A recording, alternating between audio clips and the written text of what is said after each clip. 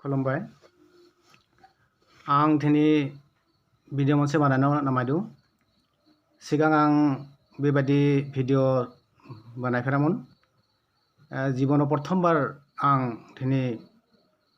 video बानायनो नागिरदों मानो थाखाय बेखौ नायब्ला आं बुंनो नामा जे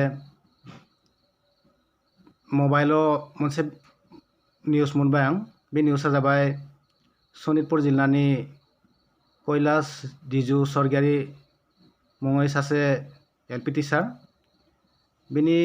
खौरांखौ आं नुनानै आं थानो हादियासै आरो बिनि माबायाव फेसबुकाव थांनानै आं सार्च खालामनानै जि नुबाय माने जिबित काल बिनिफ्राय उनाव थैनायनि उनाव बिनि थैनायनि खबर आं टिभियाव मोननायनि उनाव बिनि जेसां जीवनाव मावनाय हाबाफारिफोरखौ आं नुनानै बहुत मोजां नांबाय बिनिफ्राय मोनसे दुखु नांबाय बे दुखुनि थाखाय आं दिनै जोंनि बर' समाजाव जेरैबायदि मानसि मोनदोंमोन बे मानसिखौ दिनै गोमाना जाबाय बहुत खहा जाबाय बे खहानि थाखाय बे खहाखौ मारैबायदि जों बेखौ पुरन खालामगोन बिनि आसा बिनिफ्राय बिनि माबाफोरखौ बिनिखाय आं मोनसे भिडिअ बानायनानै रायजोखौ बुंनो नामायदों जे बेबायदि जानांगौ बिनि फेसबुकनि माबायाव थांनानै सार्च खालामनानै नुबाय जे बे थानाय समाव स्कुलाव जेरैबायदि बे फोरोंगिरि हिसाबै जेरैबायदि सोलोंदोंमोन बे सोलोंनायाव बे आखायाव माबा लानानै बेखौ स्टुडेन्टखौ बुवामोन बे मोनसे बिनि पद्धतिया बिनि मटिभेशना बहुत मोजांमोन बे जेसां माने स्कुलाव सोलोंलांदोंमोन बेखौ बे भिडिअ बानायदोंमोन बिनिफ्राय बे सासे खन्थाइगिरि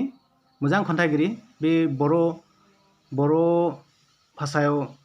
मोजां खन्थाइ लिरो बिनिफ्राय गिदुबो रोजाबो बेनि अनगायैबो सनितपुर जिल्लानि सासे आबसुनि बे नेहाथारिबोमोन खोनानाय मथे दा ब्रह्म धर्मनिबो सासे गेदेमामोन मोनसे ब्रह्म धर्मनि गेवलां मेलखौ बे उद्बोधननि मोनसे भाषण होदोंमोन आरो बे भाषणाव जेरैबायदि बे बुंलांदों बेनिफ्राय